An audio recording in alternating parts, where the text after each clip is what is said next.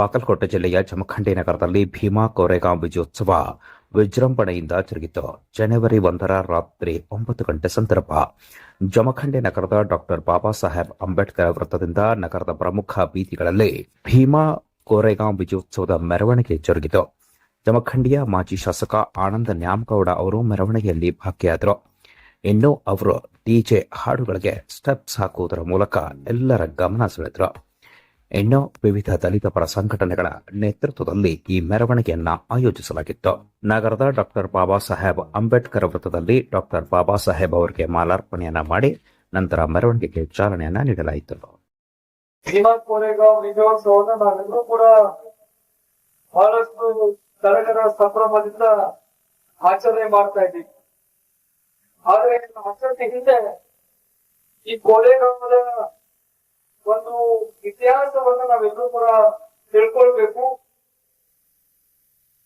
ಯಾವ ಕಾರಣಕ್ಕೆ ಈ ದಿವಸ ಇಷ್ಟೊಂದು ಪ್ರಸಿದ್ಧವಾಗಲಿಕ್ಕೆ ಕಾರಣ ಆಯ್ತು ಅನ್ನುವಂಥದ್ದನ್ನ ನಾವೆಲ್ಲರೂ ಕೂಡ ಅರ್ಥ ಮಾಡ್ಕೊಳ್ಬೇಕು.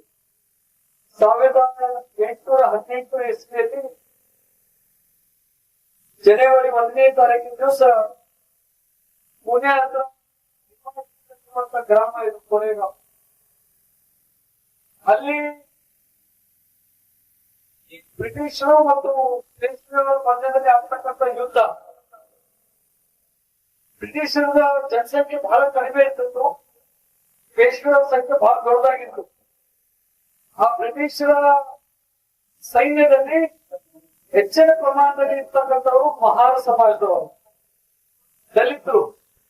ಆ ಒಂದು ಸಂದರ್ಭದಲ್ಲಿ ಪೇಶ್ವೆಯವರ ಒಂದು ಆಡಳಿತ, ಆ ಒಂದು ಸಂದರ್ಭದಲ್ಲಿ ದಲಿತರಿಗೆ ಆಗ್ತಕ್ಕಂಥ ಅನ್ಯಾಯ, ಅವ್ರ ಮೇಲೆ ಆಗ್ತಕ್ಕಂಥ ದಬ್ಬಾಳಿಕೆ, ಅದೆಲ್ಲವನ್ನ ಅವತ್ತಿನ ಸಂದರ್ಭದಲ್ಲಿ ಮಹಾನ್ ಸಮಾಜದವರು ಅರಿತುಕೊಂಡು ಬ್ರಿಟಿಷ್ ಸಂಖ್ಯೆ ಕಡಿಮೆ ಇದ್ರೂ ಕೂಡ ಆ ಪೇಶ್ವೆಯವರನ್ನ ಸೋಲಿಸಲಿಕ್ಕೆ ಕಾರಣೀಭೂತರಾಗಿದ್ದವರು ಮಹಾನ್ ಸಮಾಜದವರು ಅಂತಕ್ಕಂಥದ್ದು ನಾವು ಅರ್ಥ ಮಾಡ್ಕೊಳ್ಬೇಕು. ಇವತ್ತು ಆ ಉತ್ಸವವನ್ನು ನಾವೆಲ್ಲರೂ ಕೂಡ ಸ್ಪರ್ಧೆ ಮಾಡಿ ಆಚರಣೆ ಮಾಡ್ತಾ ಇದ್ದೀವಿ. 1827ನೇ ಇಸ್ವಿಯಲ್ಲಿ ಬಾಬಾ ಸಾಹೇಬ್ ಅಂಬೇಡ್ಕರ್ ಅವರು ಆ ಒಂದು ಸ್ಥಳಕ್ಕೆ ಭೇಟಿ ಕೊಟ್ಟು ಅಲ್ಲೇನು ಆ ಸೈನ್ಯದಲ್ಲಿ ಶಹೀದರಾಗಿದ್ರು ಅವರನ್ನ ನೆನಪಿಗೋಸ್ಕರ ಸ್ಮರಣೆಗೋಸ್ಕರ ಪಿಲ್ಲರ್ಗಳನ್ನು ಕಟ್ಟಿದ್ದಾರೆ. ಆ ಸ್ಥಳಕ್ಕೆ ಭೇಟಿ ಕೊಟ್ಟು ಬಾಬಾ ಸಾಹೇಬ್ ಅಂಬೇಡ್ಕರ್ ಅವರು 1827 ತಾನಿಟ್ಟು ಅವತ್ತೇನು ನಾವು ವಿಜಯೋತ್ಸವ ಆಚರಣೆ ಮಾಡಲು ನಿರ್ಧಾರ ತಗೊಂಡ್ರೆ ಅಲ್ಲಿಂದ ಇಲ್ಲಿವರೆಗೆ ನಿರಂತರವಾಗಿ ಭೀಮಾ ಕೋರೆಗಾಂವ್ ಆಚರಣೆಯನ್ನ ಇವತ್ತು ದೇಶಾದ್ಯಂತ ಮಾಡ್ತಕ್ಕಂಥದ್ದನ್ನ ನಾವೆಲ್ಲರೂ ಕೂಡ ಕಾಣ್ತಾ ಇದ್ದೀವಿ. ಆದ್ರೆ ಇವತ್ತು ಸಮಾಜದ ಯುವಕರಲ್ಲಿ ಅರ್ಥ ಮಾಡ್ಕೋಬೇಕು ಅಂತಂದ್ರೆ ಸಮಾಜದ ಮುಖ್ಯವಾಹಿನಿ ಬರ್ಬೇಕಾದ್ರೆ ಆ ಹೋರಾಟ ಕಿಚ್ಚು ಯಾವ ರೀತಿ ಪೇಶ್ವೆಗಳ ವಿರುದ್ಧ ಇತ್ತು, ಅದೇ ರೀತಿ ಇವತ್ತು ನಮ್ಮ ಮಧ್ಯೆ ಯಾವುದೇ ರೀತಿಯಾದಂತಹ ಅಂತ ಶಕ್ತಿಗಳಿಲ್ಲ. ಆದ್ರೆ ಇವತ್ತಿಗೂ ಕೂಡ ಪರಿಶಿಷ್ಟ ಜಾತಿ ಪರಿಶಿಷ್ಟ ಜನ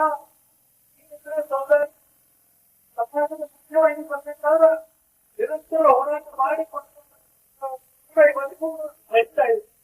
ಆ ಒಂದು ಡಿಫರೆನ್ಸ್ ಅನ್ನ ಹೋಗ್ಲಾಡಿಸಿ ನಾವೆಲ್ಲರೂ ಕೂಡ ಮನುಷ್ಯರಾಗಿ ಬದುಕಿ ನಮ್ಮೆಲ್ಲರಿಗೂ ಕೂಡ ಸಮಾನವಾದಂತಹ ಹಕ್ಕುಗಳನ್ನ ಸಿಗುವಂತ ವ್ಯವಸ್ಥೆ ಆಗಬೇಕು ಮತ್ತು ಸರಿ ಸಮಾನವಾದಂತಹ ಸಮಾಜ ನಿರ್ಮಾಣ ಆಗ್ಬೇಕು ಅಂತ ಹೇಳಿ ನಾವೆಲ್ಲರೂ ಕೂಡ ಪ್ರಯತ್ನ ಮಾಡಿದ್ರೆ ಮಾತ್ರ ಅಂತ ಒಂದು ಸಮಾಜವನ್ನ ನಿರ್ಮಾಣ ಮಾಡ್ಲಿಕ್ಕೆ ಸಾಧ್ಯ. ಆ ನಿಟ್ಟಿನಲ್ಲಿ ವಿಜಯೋತ್ಸವ ಆಚರಣೆ ಮಾತ್ರ ಎಷ್ಟು ಮುಖ್ಯ ಅನ್ನೋದು ಅಷ್ಟೇ ಮುಖ್ಯ.